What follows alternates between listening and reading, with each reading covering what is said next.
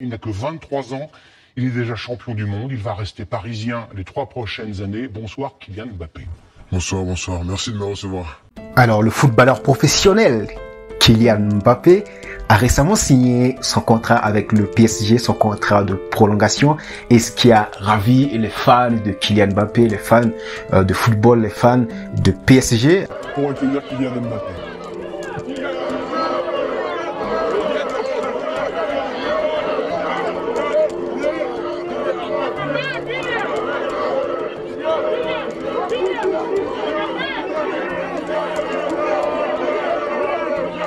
Ça a également énervé quelques fans du Real Madrid. Mais c'est pas l'objectif de cette vidéo. Alors, juste après cette signature, Kylian Mbappé est passé sur TF1 ce matin. Je sais pas pourquoi. YouTube m'a fait passer cette vidéo et j'ai regardé cette vidéo pendant à peu près 5 minutes et il y a quelque chose que j'ai vraiment remarqué,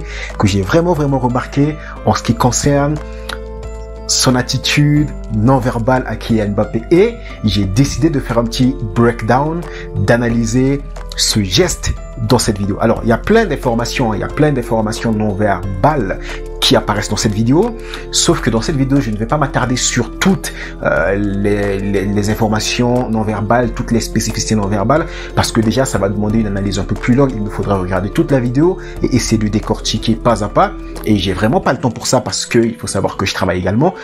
Mais il y a un geste que fait Kylian qui revient vraiment souvent durant toute cette vidéo. Et c'est ce geste-là que j'ai décidé de faire un petit breakdown. Ça va vous aider, ça va vous permettre de prendre conscience de ce geste. C'est un geste que la plupart d'entre nous, on le fait plus ou moins, on le fait plutôt inconsciemment. Lorsque on doit faire une prise de parole en public, lorsque on doit parler en entretien d'embauche, lorsque on va parler avec les autres et que on est un petit peu en insécurité et qu'on ne sait pas quoi faire. Et c'est un geste qui va nous enlever un peu de pouvoir dans notre communication. C'est un geste qui va pas nous faire passer pour une huître, mais c'est vraiment un geste qui va nous faire perdre du pouvoir dans notre communication, qui peut envoyer une information pour une personne qui sait l'interpréter, qu'on est entre guillemets dans une situation d'insécurité. Alors, donc, il faut savoir qu'en communication non verbale, nos mains prennent vraiment une part active dans notre conversation. Lorsque vous voyez un communicant qui va faire une prise de parole en public et qui va utiliser ses mains pour appuyer ce qu'elle dit, lorsqu'il va parler d'un chiffre 3, 4, 5, il va utiliser ses mains pour dire voilà 4, 5, ainsi de suite. Si vous regardez les conférences TED ou vous regardez les prises de parole en public, vous allez voir que un communicant qui va plus utiliser ses mains pour parler, pour vous signifier des choses, il va être plus impactant dans ce qu'il va dire. Maintenant, un communicant qui, dans ses prises de parole en public, va avoir les mains, par exemple, croisées et peut-être cachées devant lui, il le pose devant sa ceinture, un peu. Dans ce cas, Kylian ne pose pas devant sa ceinture, il le pose devant une table. Mais vous voyez l'image. Lorsque un communicant, il a les bras croisés comme ça, il les enferme devant lui, et lorsqu'il parle, il n'utilise pas ses bras pour appuyer sa communication, ça va lui enlever de l'impact et sa communication va être boring. C'est pas le cas de Kylian lorsqu'il parle, parce que Kylian Mbappé, déjà, il vient avec un statut. Tout le monde le connaît. Kylian Mbappé, il a la célébrité, il a l'impact. Il n'a pas besoin d'utiliser des techniques de communication entre guillemets. Il n'a pas besoin d'appuyer ses dires, d'appuyer sa communication, d'appuyer tout ce qu'il va faire en termes de communication. Même s'il les applique, ça va lui donner encore plus de pouvoir.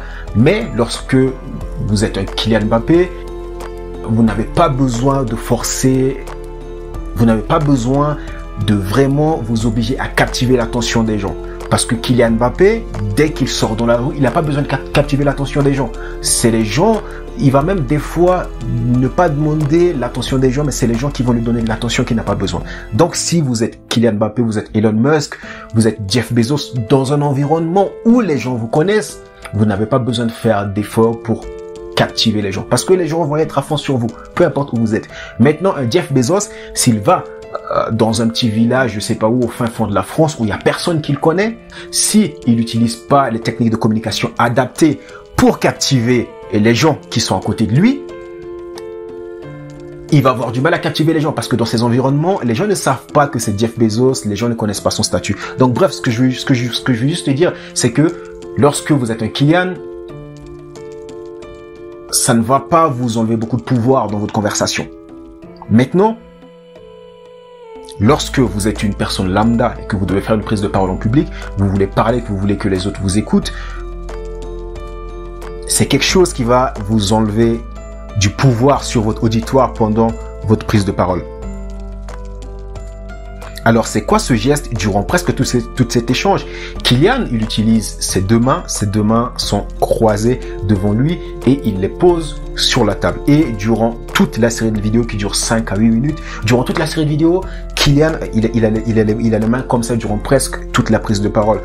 Pendant 1-2 secondes, de temps en temps, 3 fois, il enlève les mains qu'il croise juste pour essayer de ranger sa veste, ou il utilise des fois pour appuyer ce qu'il dit, il les lève un petit peu et il les repose sur la table. C'est tout simplement ce qu'il fait, mais durant tout l'échange, il a la main comme ça. Alors ce que je dis encore, vu que c'est Kylian Mbappé, les gens vont avoir envie de l'écouter, hein, parce qu'il a un statut déjà. Mais si vous êtes personne, ça va vous faire perdre du pouvoir dans votre communication. Alors, dans mon breakdown, qu'est-ce que ça signifie Alors, comment on peut interpréter ça dans le langage non verbal? Ce qui va faire que si vous vous comportez comme ça dans une prise de parole ou dans un passage à la télé, ainsi de suite, et que vous n'avez pas le charisme de Mbappé, les gens vont interpréter ça. Hein, les gens vont vraiment interpréter ça. Alors, il faut savoir qu'en langage non verbal, lorsque on a les mains croisées comme ça, c'est souvent interprété comme la peur,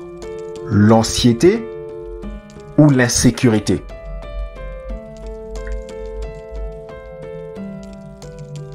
En gros, une personne qui, dans une situation comme ça ou dans une situation de prise de parole en public, d'entretien d'embauche ou même dans un groupe avec les autres, qui a les mains croisées comme ça et que la personne a les mains croisées devant lui, généralement, c'est soit un signe d'anxiété, un signe d'anxiété sociale, c'est que la personne dans cet environnement ne se sent peut-être pas très à l'aise, n'est peut-être pas très confiant, n'est pas très à l'aise dans cette situation de communication, dans cette situation d'interaction sociale. Donc la personne n'est pas très à l'aise et la personne va mettre sa main comme ça. Et la plupart du temps, c'est une position inconsciente, c'est-à-dire que la personne va se sentir pas très à l'aise, la personne ne va pas savoir quoi faire avec ses mains et du coup la personne se dit alors je mets mes mains ici et c'est tout.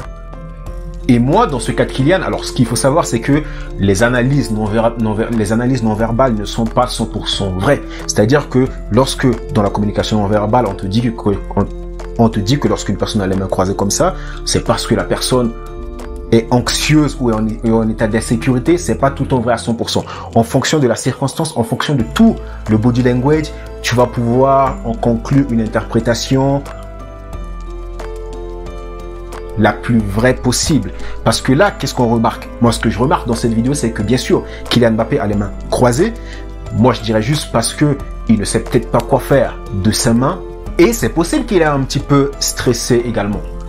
Ce qui est là, c'est que lorsque tu le remarques, tu vois que au niveau de son corps, il est ouvert, il n'est pas très renfermé sur lui, il est ouvert dans la communication, il a juste les mains qui sont posées comme ça, mais il est ouvert dans la conversation et tu vois qu'il est à l'aise. Il est à l'aise lorsqu'il répond aux questions, mais tu peux sentir quand même qu'il y a un petit stress. Je peux dire que sur une échelle de 1 à 10, il est inférieur à 5. Mais il est un petit peu stressé quand même. Alors je le dis encore, Kylian Mbappé, ça ne lui fait pas défaut. Parce que il a un aura, de par son statut, de par son talent de foot. Mais lorsque tu es une personne timide, lorsque tu es dans un environnement social, lorsque tu es avec des amis et que tu as les mains comme ça croisées devant toi, lorsque tu dois faire une petite prise de parole en classe, au travail, et que tu as les mains comme ça croisées devant toi, les gens vont sentir qu'il y a quelque chose qui cloche. Les gens vont se dire que tu n'es pas à l'aise. Et lorsque tu n'es pas à l'aise comme ça va pas donner envie aux gens de t'écouter. Et même psychologiquement, lorsque tu n'es pas à l'aise, lorsque tu as les mains croisées comme ça devant toi, ça va avoir de l'impact sur ton éloquence, ça va avoir de l'impact sur la manière dans laquelle tu vas parler. Regarde cet extrait de Barack Obama lorsqu'il a été invité par Mark Zuckerberg. Il a été invité et Obama il est arrivé sur la place. Regarde ce que Barack Obama fait avec sa main.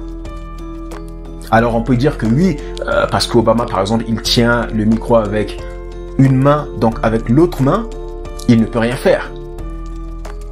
Mais tu vois malgré tout qu'Obama utilise sa main gauche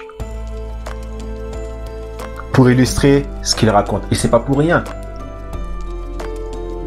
C'est que ça va permettre de plus captiver les gens qui le regardent. Toi, qu'est-ce que tu penses de cette analyse? Est-ce qu'il y a peut-être des choses que tu as remarquées et auxquelles je n'ai peut-être pas fait attention? Ou simplement, est-ce que toi, tu vas interpréter ce mouvement d'une autre manière? Est-ce que toi, ce geste, tu l'interprètes d'une autre manière? J'ai également hâte de le savoir. Partage-moi ton point de vue et je te dis à très bientôt.